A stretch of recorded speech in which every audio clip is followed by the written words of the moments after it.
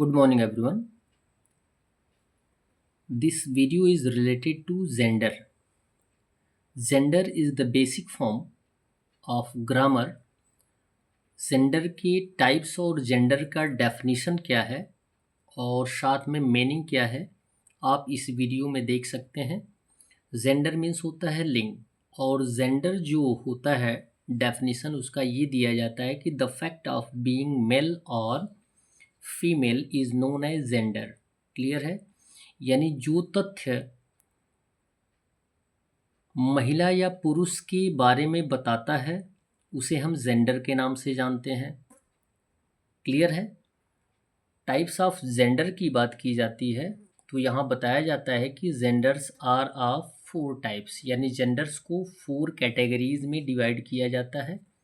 एक आता है मैस्कुलिन जेंडर, सेकंड आता है फेमिनाइन जेंडर और जिनको हम फेमिनिन भी बोलते हैं, थर्ड आता है कॉमन जेंडर एंड लास्ट आता है न्यूट्रल जेंडर।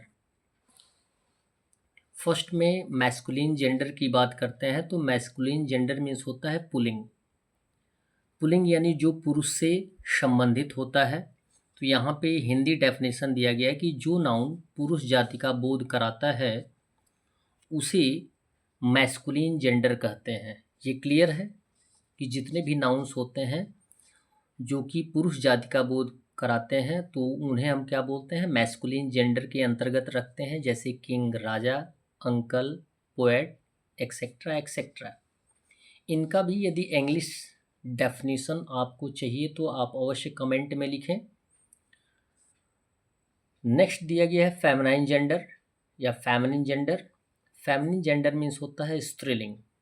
स्त्रीलिंग यानी वह संज्ञा जो स्त्री जाति का बोध कराते हैं।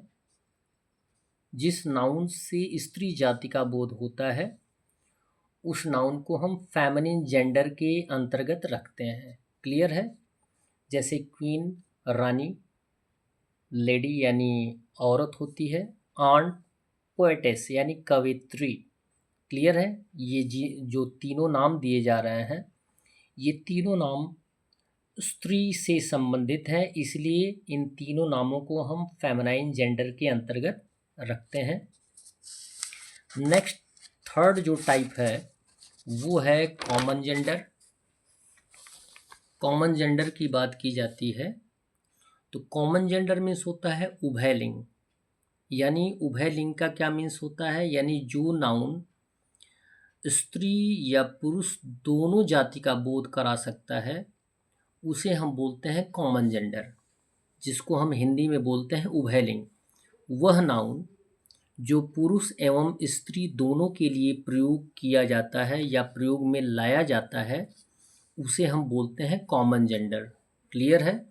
जैसे बेबी, बेबी मीन्स होता है बच्चा, और बच्चे में दोनों कंडीशन आ सकते हैं, फेमिनिन भी आ सकते हैं, मैस्कुलिन भी आ सकते हैं। प्यूपिल, प्यूपिल मीन्स होता है शिष्य, शिष्य वुमेन भी हो सकती हैं, मैन भी हो सकता है।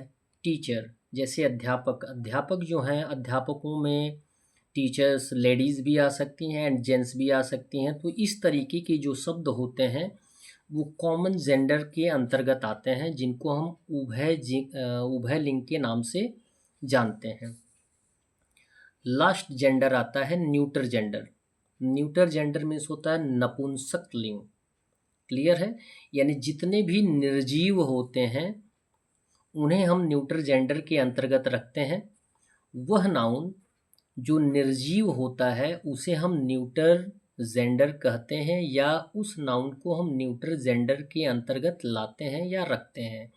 जैसे एग्जाम्पल में दिया गया टेबल, टेबल मीन्स मेज जो कि नॉन लिविंग थिंग्स होता है, निर्जीव होता है। रूम, कमरा जो होता है वो भी नॉन लिविंग थिंग होता है। बुक, ये भी, यानी जितने निर्जीव हैं, नॉन लिविंग थिंग्स हैं, जिनमें कोई जीव नहीं है, वो सभी किसके अंतर्गत आते हैं, न्यूट्रल जेंडर के अंतर्गत आते हैं। और न्यूट्रल जेंडर को हम हिंदी में नपुंसक लिंग बोलते हैं। यहाँ पे एक टर्म दिया गया है नोट में, विशेषता है कि सभी नन्हे बच्चे या छोटे जीव जंतु भी न्यूट्रल जेंडर में ही आते हैं, उनके लिए कोई स्पेशल कैटेगरीज नहीं आती है। यद्यपि बताने को बताया जाता है, लेकिन जितने छोटे बच्चे आते हैं या छोटे जीव जंतु आते हैं उनको किस कैटेगरी में रहते हैं, किस जेंडर में रखते हैं, न्यूट्रल जेंडर में ही रखते हैं। यानी किस में रखते हैं, नपुंसक लिंग में ही रखते हैं। That's all. वीडियो को लाइक करें और चैनल को अवश्य सब्सक्राइब करें, जिसमें आपको ग्रामर की बेसिक जानकारियाँ मिलती रहेंगी। धन्यवाद।